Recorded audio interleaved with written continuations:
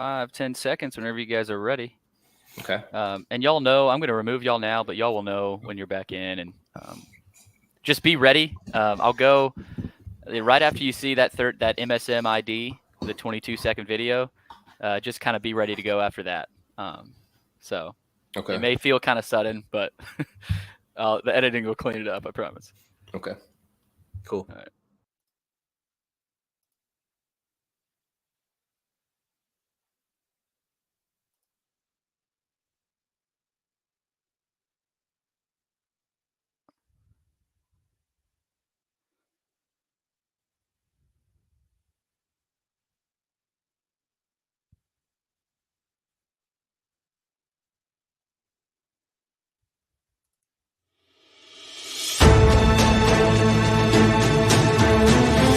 The following is a presentation of Main Street Media, your source for news, sports, and information on Main Street in Middle Tennessee.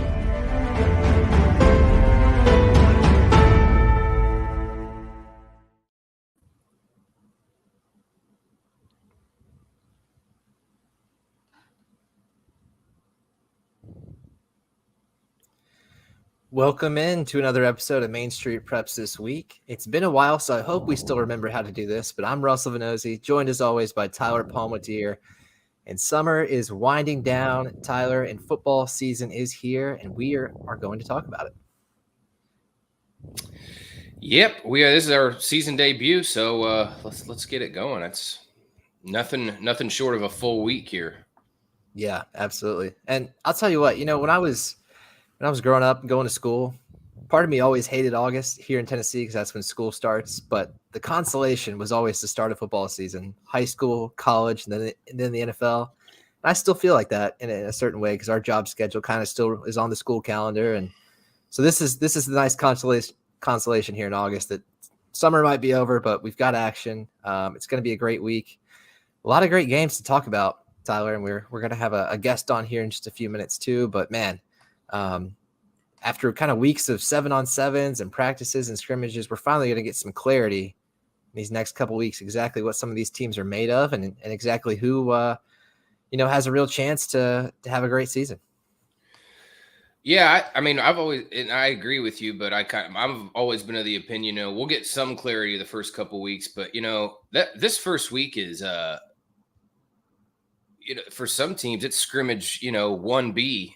It's, they're still ironing out. It's not the cleanest week of football during the season, this week 1. A lot of improvement to week 2. I feel like you really start to see things kind of crystallize a little bit more in like week 3, but that doesn't discount all the excitement, that comes into this first week. I think the non-region schedule is really good, which, most of these are non-region games, but I think there's some fantastic series that obviously started last year that are really fun matchups. So, and it's the welcoming back of a sport that's super popular. So there's just, there really is nothing like the opening week of high school football. A lot of great crowds, and it's a lot of fun.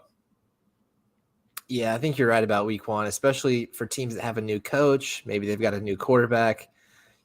Sometimes you have to give them a mulligan there in week 1. They may not be their full self, still trying to work through, play calling and all that kind of stuff. And so, yeah, you're right. Some teams will definitely need a little bit of time, but we will find out, who's polished. Won't. Yeah. There's a lot of, I still think even last year, there's some stuff that surprises you. You just, we all thought the Chris Parson, Marcel Reed was going to be such a great duel, and it ended up being that. But, Parson was just slow coming out, and that game kind of turned NBA's way really quickly. So, there's things that will surprise us. It'll be a lot of fun. Well, speaking of that Ravenwood at NBA matchup, we are going to talk now with Montgomery Bell Academy defensive coordinator Chris Chauvin. So that's coming up after the break. Mid-Tennessee Bone and Joint treats your orthopedic injuries and existing conditions. Our trained physicians will get you back in the game faster. Contact us at 931-381-2663 or www.mtbj.net.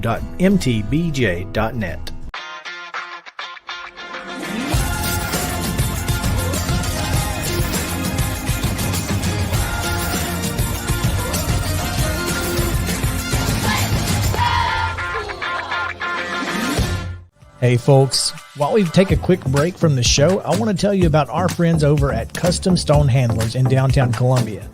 Ed Rich and his team at Custom Stone Handlers believe in leadership. And outside of the military, our greatest leader building platform is sports.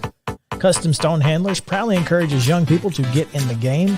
You can contact them today at 931-490-4990 or visit CustomStonehandlers.com. Jones & Lang Sporting Goods here in Columbia has been outfitting teams, officials, and anybody else from T-ball to college for 50-plus years. Be sure and check them out at 931-388-8060 or online at jonesandlang.com. Jones & Lang Sporting Goods, the look of a winner. Zion Christian Academy, ZionEagles.org or 931-388-5731. You can schedule your appointment. Go tour their campus. It is beautiful over there, and you're definitely going to want to see it. Again, it's ZionEagles.org. Give them a call, 931-388-5731, and schedule your tour today. Are you an enthusiastic sports fan? Want to have fun and get in on the action? Heck, yes, that'd be awesome. Have great attention to detail? Want to stay active? Definitely. Want to give back to the student athletes in your community? Obviously, yes. Then you'd make an excellent high school sports official. We need more officials in Tennessee. Because with no high school officials, there are no high school sports. Sign up today at highschoolofficials.com. Mid-Tennessee Bone & Joint has been the official sports medicine provider for Maury County Schools for more than 40 years. We specialize in orthopedic injuries, and our Ortho Quick walk-in service lets you bypass the ER. Visit us online at www.mtbj.net. Are you an enthusiastic sports fan? Want to have fun and get in on the action? Heck, yes, that'd be awesome. Have great attention to detail? Want to stay active? Definitely. Want to give back to the student athletes in your community? Obviously, yes. Then you'd make an excellent high school sports official. We need more officials in Tennessee. Because with no high school officials, there are no high school sports. Sign up today at highschoolofficials.com.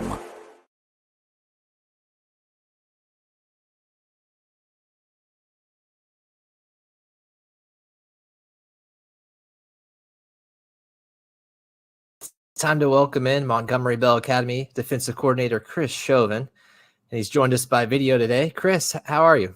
Doing well. Just prepping, getting ready, but everything's going good.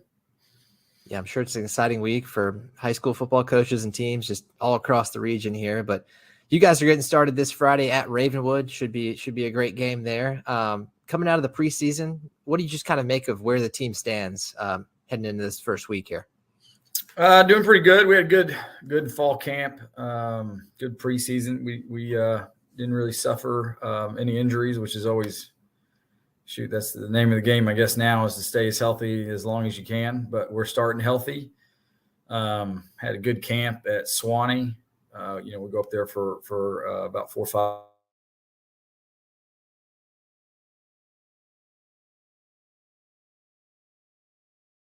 We think we're moving in the right direction, so we're excited. Boy, that's the truth about health. Chris, maybe you can just kind of take us into the heart of the locker room here for this first week. 4 days before opening night, is there a feeling after a long summer and preseason that guys are just kind of antsy and chomping at the bit to be turned loose for real? Yeah, they're ready to go. The summer, it can be a little bit. It's a little bit of drag at times. They're getting up, 4 days a week. We're up here at 6:30 starting our workouts, and you're lifting. We don't do a whole lot of football just because it is a lot of time. But and then of course you go to camp 3-4 weeks and you're just playing against each other. You're ready to see somebody else. You're ready to get into the season. You don't want to practice against your guys anymore. So. I know our seniors after last year, they're excited for this year to start. I feel like we're, team's just ready ready to go. And Chris, we'll get to your team more here in just a minute, but we were diving into your background. And it looked like you played defensive back at Johns Hopkins University, and after that you've been a coach. Can you kind of just take us through how your football coaching career evolved and how maybe what drew you to the defensive side of the ball there at MBA? So I graduated from Johns Hopkins and didn't really know what I was going to do. So I took an internship at a boarding school in Virginia, Woodbury Forest. And the head football coach there, Clint Alexander, needed a JV coach. So he just asked if I'd help since I played, and then kind of just fell in love with coaching. I'm from Nashville, so I went to Father Ryan, and I was just trying to get back to Nashville. And so I got hired on at BGA as a teacher when Coach Uverard was there. And so I got to know Coach Uverard. He asked if I wanted to coach. I said yes, and I've coached with him for about 3 years at BGA, and then I followed him over to NBA. So I've been with Coach U for about 15 years now. When he left BGA, we were coming to NBA, bringing me with him. He just, that's when he kind of said, I'd like you to be defensive coordinator. And I'd been, running backs and corners, kind of helping, but it was my first real kind of push into doing it. And, I felt, good knowing that he trusted me to kind of do it. And I've been just doing it since. So, defensive side of the ball, I never thought I'd be on that side, but being there now, it's kind of something, I love and have fun doing it. So, Chris, is becoming a head coach your ultimate career goal at this point? And man, 15 years under one head coach, that's a long time. What have you what's it been like being under Marty for that long? It's been awesome. We've got a great relationship. We kind of meshed early on at BGA, just personality wise. Both pretty competitive.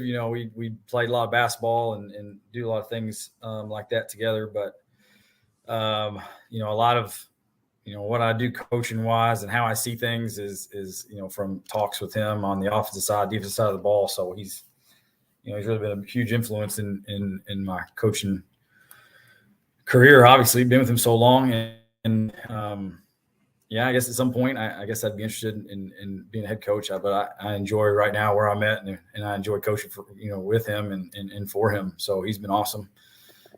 He's just been. I think he's a great guy. I think the culture he builds here has been awesome, and I feel lucky to have him as the head coach. So. He's also the godfather of my son. So he's, we've been together so long, it's kind of, a big part of my life. So. And Chris, you're handling these 2-part questions like a veteran. So I'm going to throw another one at you. Okay. Marcel Reed, what makes him such a tough assignment for opposing defenses? And then the second part of that is, how has facing him daily helps your defense get better? Yeah, he's, Coach U would always talk about Marty. The great thing about Marcel is, one, he's a great athlete. He can run it, he can throw it. But I think what Coach U always talks about, what makes him special, is just how hard he works. And he doesn't have this air about him or aura. He wants to be one of the guys and wants to work really hard, and he, kind of demands that from the people around him. It's been, kind of it's a blessing having him on our team. It's a little curse at practice sometimes, just how good he is. You feel like you got a good coverage on, and then he'll kind of thread a needle, or you feel like you got a good blitz on, and he'll make you look ridiculous sometimes by getting out of the pocket. But for us as a defense, it surely, I think it's helped us being able to. The guy can make any throw on the field, and he makes us have to, in practice, defend, from shoot sideline to sideline and in vertical as well. So I think it benefited us in a number of different ways. And shoot, I hope it helps us moving forward, especially, Friday with Chris Parson, they're very, I think they're similar players. So I think it's been helpful. Yeah, just a perfect lead into the next question. You got a chance to see Ravenwood last year, and obviously Chris Parson, who recently committed to Mississippi State, has a big arm and a lot of speed too. What did you think you did well against him last year in that opener? I thought we got pressure on him, and got him to move a little bit, which I guess is kind of double-edged sword. I thought he moved well last year on film. I don't think I knew how well he moved until I saw him in person. We did some things that got him to move out of the pocket, which, I thought at the time may have been, beneficial. But I thought our kids rallied really well to him and tried to tackle as a group. So I think the best thing we did was I think we were able to put a little pressure on him without letting him just make us look silly out in space. I thought we had good pursuit angles. But he was hard to plan for last year. He's about as hard to do the same thing this year. You guys have plenty of experience coming back from that defense that you had last year. We've got you down for 6 returning starters. Is that correct? Yeah, we got about 6. Yeah, we got about 2 up front. D linemen, Gabe Fisher, Eric George, both played significant minutes last year. Linebackers, Browning Trainer as a starter for us from about week 4 on. Cole Hooper is going to start at the other linebacker. He started the first 4 or 5 games, and then Trainer kind of took that spot, but they'll both be starting. So there's some experience there in the middle. Outside linebacker Grayson Soper is going to start.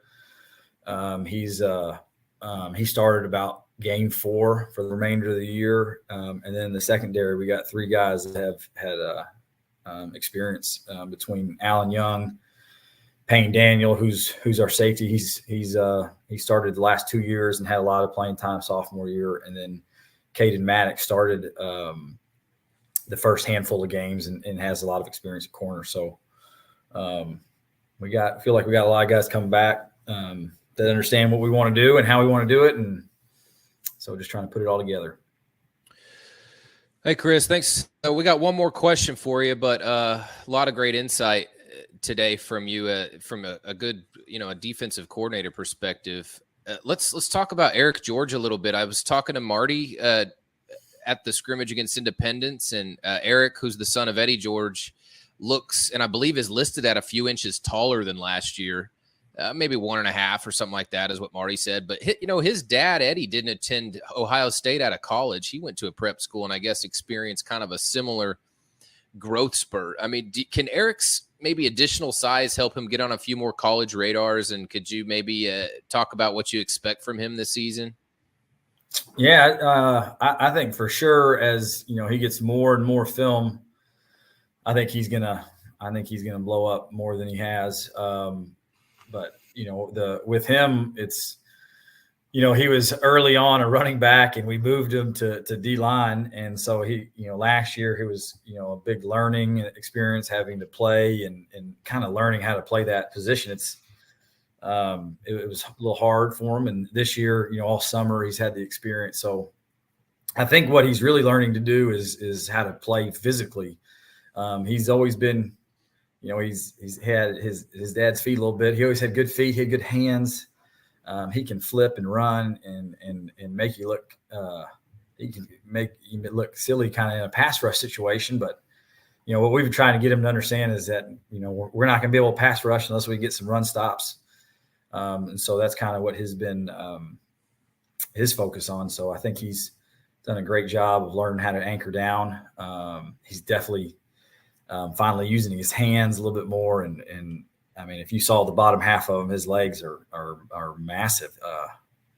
He looks like he's got quads on quads. And I just think, his size, his speed, his potential, I think is what people are going to look at and say, gosh almighty, he's got a chance to be a ball player.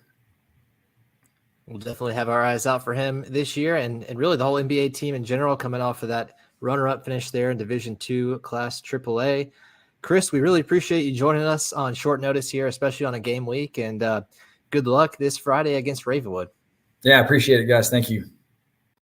A game without a crowd is just a scrimmage. A performance without an audience is just a rehearsal. Without your presence, high school sports and the performing arts aren't possible. Ensure that these essential extracurricular activities continue to enrich the lives of students in Tennessee. Purchase a ticket to your local high school's game or performance. This message presented by the TSSAA.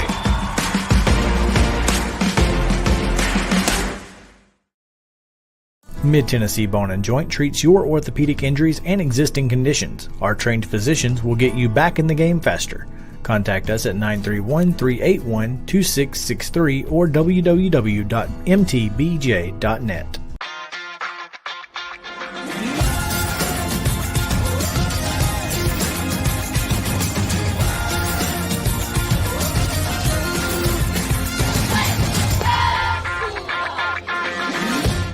Hey folks, while we take a quick break from the show, I want to tell you about our friends over at Custom Stone Handlers in downtown Columbia. Ed Rich and his team at Custom Stone Handlers believe in leadership. And outside of the military, our greatest leader building platform is sports. Custom Stone Handlers proudly encourages young people to get in the game. You can contact them today at 931-490-4990 or visit CustomStonehandlers.com. Jones & Lang Sporting Goods here in Columbia has been outfitting teams, officials, and anybody else from T-ball to college for 50-plus years. Be sure and check them out at 931-388-8060 or online at jonesandlang.com. Jones & Lang Sporting Goods, the look of a winner. Zion Christian Academy, ZionEagles.org or 931-388-5731. You can schedule your appointment. Go tour their campus. It is beautiful over there, and you're definitely going to want to see it. Again, it's ZionEagles.org. Give them a call, 931-388-5731, and schedule your tour today. Are you an enthusiastic sports fan? Want to have fun and get in on the action? Heck yes, that'd be awesome. Have great attention to detail? Want to stay active? Definitely. Want to give back to the student athletes in your community? Obviously, yes. Then you'd make an excellent high school sports official.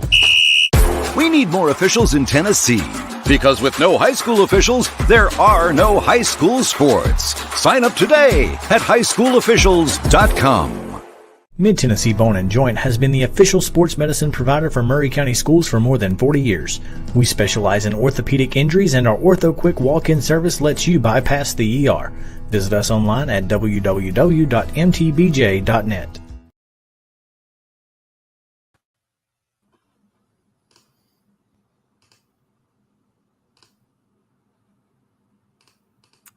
All right, we are back here on Main Street Preps this week, and it's time to talk about some games and make some predictions. There are a number of great games, probably at least a dozen out there that we could talk about, but we whittled it down to 4 big ones.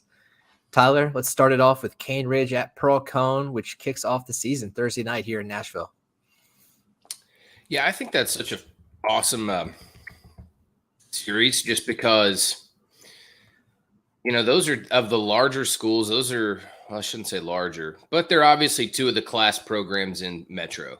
You know, that just they've got some of the most recent success. So love the matchup. Let me double check my score. I've got Cane Ridge 24, Pearl Cone 17. But I think Pearl Cone is a team that could still make a run possibly to the state championship game or even win it. I just think you look at kind of like some of the experience Cane Ridge has, Chauvin Abdullah, Reggie Goodlow, Mose Phillips. They're ready to roll offensively a little bit more than Pearl. Pearl Cone without Barryon Brown, based on feedback from Tony Brunetti, this is going to be a more spread out, team-oriented group. So I think they'll eventually be good, but I think Cane Ridge has just got maybe a little more cohesiveness this early in the year. I'm with you on the fact that, or the idea that it'll be a close game. I've actually got Pearl Cone pulling this one out 20-17. I don't feel super confident in it, though, for the reasons you just mentioned about Cane Ridge. I think that's a motivated group. You know, they were coming off just a heartbreaking loss, one they were not expecting in the first round of the playoffs after winning their region.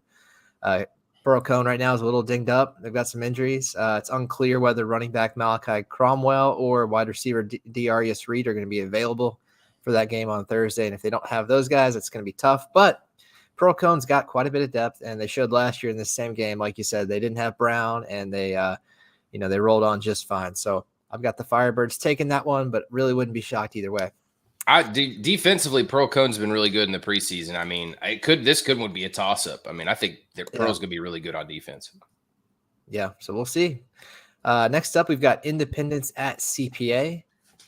This one's got some intrigue to it. It was a bit of a blowout last year. CPA obviously had a big senior class, a lot of experience there, and they rolled to a win. But I think it might be a little bit closer this time around. I've got CPA pulling it out, though, 21.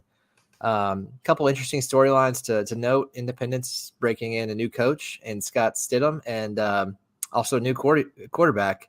And so, like I said at the top of the show, sometimes you got to give a mulligan if somebody's got a new coach or a new quarterback. Independence has both. So a win there on the road at CPA would definitely be a tough task. CPA, though, good chance they will be missing Ingle Martin. His son is playing in the Little League World Series this week with Nolensville. And, that's quite a trip to make back, just depending on when Nolensville wins. So I would bet that there's a good chance Ingle is not there, but they've got a pretty deep coaching staff at CPA, and I'm sure they'll have all the right pieces in place to still make that one happen. So I've got the Lions taking that game. I do too, and I think it's a fun. This could be one of those surprises where we see something different with Independence win. But I've got CPA 31-28. I think the scoreboard gets lit up a little bit because there's going to be a lot of passing. CPA looked quite a bit different than its run heavy look last year in its first in a scrimmage I saw against Ravenwood. But I like CPA. I think that that Thomas Vaccaro, Bo Burklow, London Humphreys trio is going to be really good this year. They get the edge just kind of as Independence settles in here, but I think that's going to be a good offense too.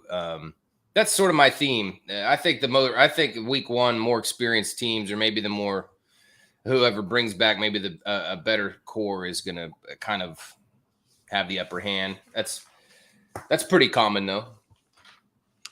Well, on that note, what do you think about NBA at Ravenwood? Plenty of experience there, and I know you'll be covering that game Friday. Yeah, I've got NBA 28, Ravenwood 21. I think I saw both teams play in the preseason. NBA is just like physically already moving people around up front like it normally does. I think Ravenwood makes it a closer game this year. Last year, as a three-star quarterback, Mississippi State commitment Chris Parson kind of settled into. He was new at Ravenwood as a transfer that year from out of state. Took him a second to settle in, and NBA kind of controlled that game. I think this is going to be a little more back and forth. We'll see a QB duel with Marcel Reed, two SEC quarterbacks, Marcel Reed and Ole Miss commitment. I think they're going to put up some big numbers, but NBA is going to come up with a stop to win it. And not just future SEC quarterbacks, but potentially we're looking at the future Egg Bowl matchup with Mississippi State. That never even occurred to me. And that never even occurred to me. So yeah. I know they know each other, and that'll be a fun game. But in a couple of years, we very well might see that same quarterback matchup again, which would be really neat.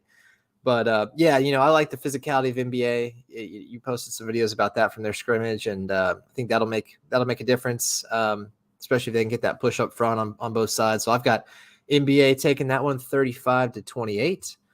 And finally, let's wrap up with Blackman at Brentwood. This was a really exciting game last year, a high-scoring game that Blackman pulled out 38-35.